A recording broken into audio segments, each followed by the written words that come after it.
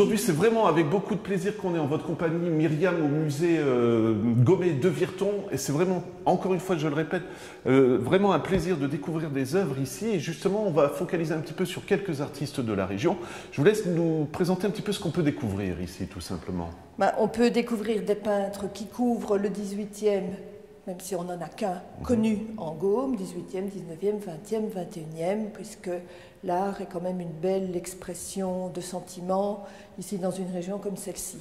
Mais je vous propose de découvrir 3 peintres, parce qu'ils forment une filiation, en commençant par le plus ancien, et on ira suivant la chronologie, étant donné que l'un est le maître de l'autre, ou le plus jeune est l'élève du précédent. Donc là, on a vraiment une famille de peintres qui va se transmettre des techniques qu'ils ont eux-mêmes bien essuyées. Je commence avec Albert Watrin. Donc autoportrait, autoportrait de 1865. Donc Albert qui est né en 1839, à 26 ans. On voit déjà par l'autoportrait qu'il présente un jeune homme qui a une certaine culture, un jeune homme qui a une certaine assise déjà et une certaine maturité. On peut dire qu'il fait plus vieux que son âge par rapport à la jeunesse d'aujourd'hui. Mais il a déjà un beau parcours. Albert Watrin est né à Colmar en 1839. Il va être l'élève de Viollet-le-Duc. Or, Viollet-le-Duc, c'est l'architecte du 19e, c'est l'architecte des rénovations. Il touche tant aux églises, aux basiliques, aux châteaux, il construit plus vrai que vrai. Donc, on le connaît presque à travers l'Europe. Et fort de cette formation, Watrin va enseigner le dessin à Metz. On est autour de 1870. On connaît le conflit de la France et de la Prusse.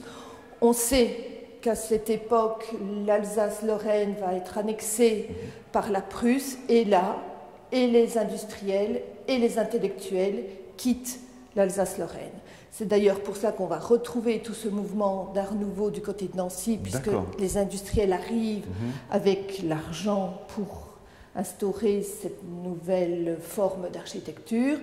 Watrin, lui, il quitte Metz et il revient ici, dans la Meuse frontalière, en terre familière, parce qu'en fait, sa maman, qui s'appelle Adèle Rossignol, est de Velonne. Donc, Watrin s'installe dans le coin et il ne va pas rester inoccupé, puisqu'à cette époque se libère une place de professeur de dessin au collège communal de Virton. Donc, Velonne ou la région Virton, c'est vraiment très proche. Et Albert Watrin va enseigner le dessin dans cette école. Mais il ne va pas se contenter de cela. Il va aussi ouvrir ce qu'on appellerait aujourd'hui un cours de promotion sociale, un cours du soir pour les ouvriers qui sont demandeurs de carrière et qui vont pouvoir alors accéder à l'apprentissage du dessin industriel.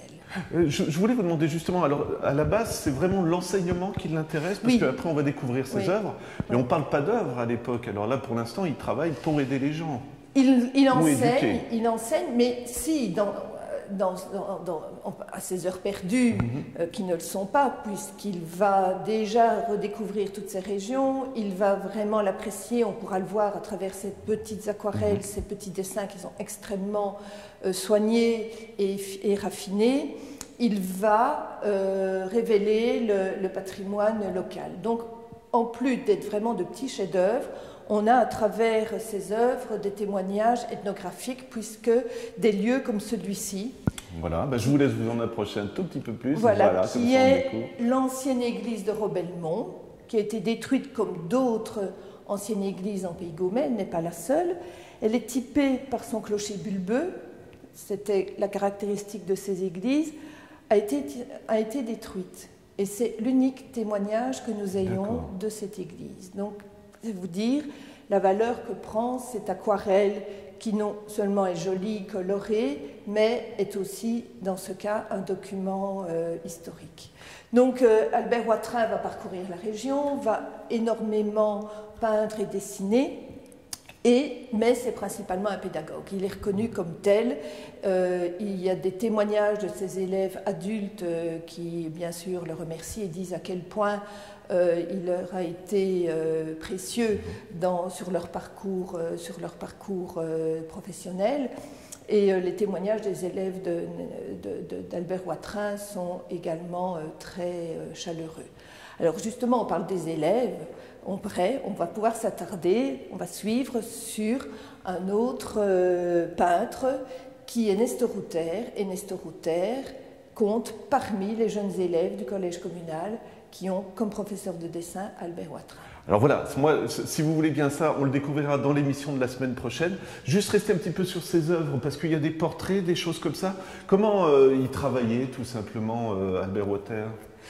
Il travaille principalement l'aquarelle, oui. Il travaille le croquis, qu'il raffine, qui devient vraiment un dessin recherché, non pas une simple esquisse, mais un dessin détaillé, vous pourrez aussi en filmer, et il peint à l'huile. Il peint à l'huile, donc on a déjà cet autoportrait. On peut dire que pour le portrait, il choisira l'huile, et pour les scènes ethnographiques, les paysages de Gaume, il préfère l'aquarelle ainsi que le dessin. Et c'est passionnant comme vous l'expliquez juste pour l'église, mais c'est quand même un témoignage d'une époque qui n'existe peut-être plus, où on n'a plus de traces, finalement. Pour cette église, à proprement parler, celle de Rebelmont, non, on n'a plus de traces. On en a d'autres. Il a aussi dessiné l'église de Saint-Marc en ruine, ancienne église, première église de Saint-Marc, elle aussi entièrement disparue. Maintenant, ce style d'église, il y a encore quelques témoignages à travers la Gaume. Je pense à celle de Jamoigne notamment. On a des églises anciennes comme celle de Vence, à Chasse-Pierre, on a ce type d'église, la Tour. Donc certaines ont bien été sauvegardées, voire rénovées et réhabilitées. Donc il y a un souci de conservation du témoignage, mais à la fin du 19e, début 20e, jusqu'en plein milieu du 20e et encore aujourd'hui, parfois on ne mesure pas la qualité du patrimoine que l'on a autour de soi, même si ça date du début du 20e. C'est du patrimoine. Voilà, c'est lever les yeux aussi un petit peu quand on se promène. C'est regarder, et passer par le musée donne aussi des clés d'accès à la connaissance et à la description de ce que l'on a devant les yeux et à la compréhension aussi. Voilà. Écoutez, on en finit pour cet artiste. Si vous voulez bien, on se retrouve pour une prochaine émission qui sera consacrée à Nestor Rutter. Alors. Avec plaisir.